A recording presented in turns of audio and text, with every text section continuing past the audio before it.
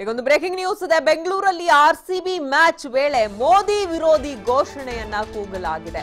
ಜೈಲಿಗೆ ಹೋಗಿ ಬಂದರೂ ಕೂಡ ಇನ್ನೂ ಬುದ್ಧಿ ಕಲ್ತಿಲ್ಲ ಈ ಕಾಂಗ್ರೆಸ್ ಯುವ ನಾಯಕ. ಕ್ರಿಕೆಟ್ ಮ್ಯಾಚ್ ವೇಳೆ ಮೋದಿ ವಿರುದ್ಧ ಘೋಷಣೆಯನ್ನ ಕೂಗಿದ್ದಾರೆ ಮೊಹಮ್ಮದ್ ನಲಪಾಡ್. ಚೌಕಿದಾರ್ ಮೋದಿ ಚೋರ್ ಹೇ ಅಂತ ಸ್ಟೇಡಿಯಂನಲ್ಲಿ ಘೋಷಣೆ ಕೂಗಲಾಗಿದೆ. ಕ್ರಿಕೆಟ್ ಸ್ಟೇಡಿಯಂನಲ್ಲೂ ಕಿರಿಕ್ ತೆಗೆದ ಮೊಹಮ್ಮದ್ ನಲಪಾಡ್ ಮ್ಯಾಚ್ ನೋಡ್ತಾ ಇದ್ದ ಪ್ರೇಕ್ಷಕರಿಗೆ ಕಿರಿಕಿರಿ ಮಾಡಿದ್ದಾರೆ. ಯೂತ್ ಕಾಂಗ್ರೆಸ್ ಲೀಡರ್ ಬೆಂಬಲಿಗರ ಜೊತೆ ಸೇರಿ ಚೌಕಿದಾರ್ ಚೋರ್ ಹೇ ಅಂತ ಕೂಗಾಟವನ್ನ ಮಾಡಿದ್ದಾರೆ.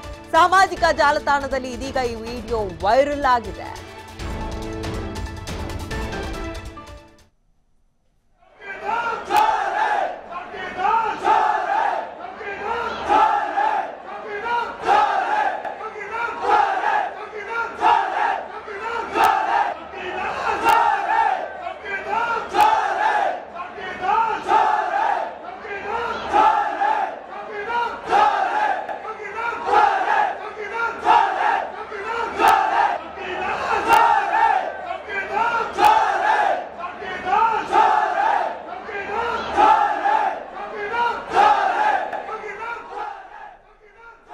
ಇನ್ನು ಈ ಬಗ್ಗೆ ಮತ್ತಷ್ಟು ಮಾಹಿತಿ ನೀಡ್ತಾರೆ ನಮ್ಮ ಪ್ರತಿನಿಧಿ ಸಂಜಯ್. ರಾಜಕೀಯ ಮಾಡೋದಕ್ಕೆ ಸಾಕಷ್ಟು ವೇದಿಕೆಗಳಿದೆ, ಕ್ರಿಕೆಟ್ ಸ್ಟೇಡಿಯಂ ಬೇಕಿತ್ತ ಇವರಿಗೆ?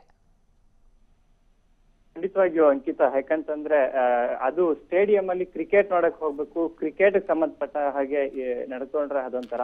ಅಲ್ಲಿ ಹೋಗಿ ಚೌಕಿದಾರ್ ಚೋರ್ ಹೇ ಅಂತಕ್ಕಂತ ಕೂಗಿದ್ರೆ ಅದು ಉದ್ದೇಶಪೂರ್ವಕವಾಗಿ ಹೋಗಿದೆ ಅಂತ ಅನ್ಸುತ್ತೆ. ಯಾಕಂತಂದ್ರೆ ಕ್ರಿಕೆಟ್ ನೋಡ್ಲಕ್ಕೆ ಹೋಗ್ತಕ್ಕಂಥವ್ರು ಎಲ್ಲಾ ಪಕ್ಷದ ಅಭಿಮಾನಿಗಳು ಇರ್ತಾರೆ, ಎಲ್ಲಾ ಪಕ್ಷದವರು ಸಹ ಹೋಗಿರ್ತಾರೆ.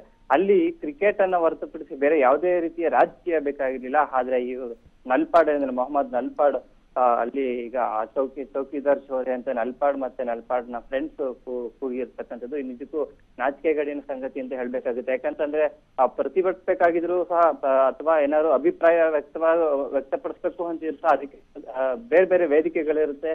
ಆದ್ರೆ ಕ್ರಿಕೆಟ್ ನಡೆಯತಕ್ಕಂಥ ಒಂದು ಸ್ಪೋರ್ಟ್ಸ್ ನಡೀತಿರ್ತಕ್ಕಂಥ ಜಾಗದಲ್ಲಿ ಹೋಗಿ ರಾಜಕೀಯ ಮಾಡ್ತಕ್ಕಂಥದ್ದು ನಿಜಕ್ಕೂ ಎಷ್ಟು ಸರಿ ಅಂತಕ್ಕಂಥದ್ದು. ಅಲ್ಲಿದ್ದ ಸಾವಿರಾರು ಜನ ಬಂದಿರ್ತಾರೆ, ಅಂತವ್ರು ನಿಜಕ್ಕೂ ಸಹ ಇಂಥ ಒಂದು ಕೂಗಾಟ ಮಾಡ್ತಾ ಇದ್ರೆ ಅವ್ರಿಗೂ ಸಹ ತೊಂದರೆ ಆಗುತ್ತೆ. ಅಲ್ಲಿ ಆಮೇಲೆ ಸೌಹಾರ್ದತೆ ಸಹ ಕದಲುತ್ತೆ. ಏನಾದ್ರು ಇನ್ ಕೇಸ್ ಅಲ್ಲಿ ಬೇರೆ ಪಕ್ಷದ ಕಾರ್ಯಕರ್ತರು ಇದ್ದು, ಮೋದಿ ಫ್ಯಾನ್ಸ್ ಅಥವಾ ಬೇರೆ ಪಕ್ಷದ ಕಾರ್ಯಕರ್ತರು ಇದ್ದು ಚೌಕಿದಾರ್ ಚೋರ್ ಅನ್ನೋ ಸಂದರ್ಭದಲ್ಲಿ ಅವರು ಏನಾದ್ರು ಕೋಪ ಮಾಡ್ಕೊಂಡು ಅಲ್ಲೇನ್ ಗಲಾಟೆಗಳು ವಿಕೋಪಕ್ಕೆ ಹೋದ್ರೆ ಯಾರು ಕಾರಣಕರ್ತರಾಗ್ತಾರೆ ಅಂತಕ್ಕಂಥ ಪ್ರಶ್ನೆನೂ ಸಹ ಉದ್ಭವ ಆಗುತ್ತೆ. ಹಾಗಾಗಿ ಅದು ಪ್ರತಿಭಟಿಸುವ ಅಥವಾ ಅಭಿಪ್ರಾಯವನ್ನ ವ್ಯಕ್ತಪಡಿಸ್ತಕ್ಕಂಥ ಜಾಗ ಅಲ್ಲವೇ ಅಲ್ಲ.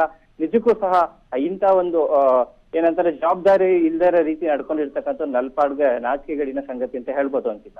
ಎಸ್, ನಾವು ಕೂಡ ವಿಡಿಯೋದಲ್ಲಿ ನೋಡ್ತಾ ಇದ್ದೀವಿ. ಇಷ್ಟೆಲ್ಲ ಮಾಡಿ ಒಂದಷ್ಟು ಬೆಂಬಲಿಗರು ಅವ್ರ ಜೊತೆ ಇದ್ದಾರೆ, ಅವರು ಕೂಡ ಘೋಷಣೆ ಕೂಗ್ತಾರೆ. ಸ್ವತಃ ನಲಪಾಡ್ ಅವರೇ ಇದೆಲ್ಲವನ್ನ ಮೊಬೈಲ್ ನಲ್ಲಿ ಶೂಟ್ ಮಾಡ್ತಾ ಇದ್ದಾರೆ. ಹಾಗಾದ್ರೆ ಏನೋ ಬಹಳ ದೊಡ್ಡ ಕೆಲಸ ಮಾಡ್ಬಿಟ್ಟಿದೀನಿ ಅನ್ಕೊಂಡಿದಾರ ಹೆಂಗೆ? ನಲ್ಪಾಡ್ ಅನ್ನೋದು ಈಗ ಏನು ಅಂತ ಮೊದಲೇ ಗೊತ್ತಿದೆ. ಜೈಲಿಗೆ ಹೋಗಿ ಬಂದಿರ್ತಕ್ಕಂಥ ಎಲ್ಲಾದ್ರೂ ಸಹ ಇಂಥ ಪುಂಡಾಟ ಇಂಥ ಕಿರಿಗಳು ಇಂಥ ಬೇಡದಾರ ವಿಚಾರಗಳಿಗೆ ನಲ್ಪಾಡ್ ಫೇಮಸ್ ಇರ್ಬೋದು. ಯಾಕಂತಂದ್ರೆ ನಲ್ಪಾಡ್ ಹಿಂದೆ ಏನು UBCTಯಲ್ಲಿ ಏನು ಕುಡ್ದಿ ಗಲಾಟೆ ಮಾಡಿರ್ತಕ್ಕಂಥದ್ದು ಇಡೀ ರಾಜ್ಯ ದೇಶಕ್ಕೆ ಗೊತ್ತಿರ್ತಕ್ಕಂಥದ್ದು. ಅವಾಗ ಕಾಂಗ್ರೆಸ್ ಪಕ್ಷದಿಂದ ಅವರನ್ನ ಉಚ್ಚಾಟನೆ ಸಹ ಮಾಡಲಾಗಿತ್ತು. ಈಗ ಮತ್ತೆ ಹೋಗಿರ್ತಕ್ಕಂಥದ್ದು ರಾಜಕೀಯ ಮಾಡ್ಲಿಕ್ಕೆ ಸ್ಟೇಡಿಯಂ ಹೋಗಿರ್ತಕ್ಕಂಥದ್ದು. ಇಂಥ ಒಬ್ಬರನ್ನ ಪಕ್ಷದ ಒಂದು ಸದಸ್ಯತ್ವದಿಂದ ತೆಗಿಬೇಕು ಅಂತ ಈಗ ಬಿಜೆಪಿ ಅಥವಾ ಏನು ನಾಯಕರುಗಳು ಸಹ ರೆಸ್ಪಾನ್ಸ್ ಅನ್ನು ಕೊಡ್ತಾ ಇರ್ತಕ್ಕಂಥ. ಯಾಕಂತಂದ್ರೆ ರಾಜಕೀಯ ಮಾಡಕ್ಕೆ ಅಲ್ಲಿ ಸ್ಟೇಡಿಯಂ ಹೋಗಿರ್ತಕ್ಕಂಥದ್ದು ಎಷ್ಟು ಸರಿ ಅಂತಕ್ಕಂಥ ಪ್ರಶ್ನೆ ಉದ್ಭವ ಆಗಿರ್ತಕ್ಕಂಥದ್ದು ಅಂಕಿತ. ಯಾಕಂತಂದ್ರೆ ರಾಜಕೀಯ ಮಾಡೋದಕ್ಕೆ ಬೇರೆ ಬೇರೆ ಜಾಗಗಳಿವೆ. ಅಥವಾ ಏನಾದ್ರು ಅಭಿಪ್ರಾಯ ವ್ಯಕ್ತಪಡಿಸಿದೀನಿ ಅಂತ ಹೇಳ್ಕೊಂಡ್ರು ಅಲ್ಲಿ ಅಭಿಪ್ರಾಯ ವ್ಯಕ್ತಪಡಿಸ್ತಕ್ಕಂಥದ್ದು ಏನಿತ್ತು ಅದು ಉದ್ದೇಶಪೂರ್ವಕವಾಗಿ ಹೋಗಿರ್ತಕ್ಕಂಥದ್ದು.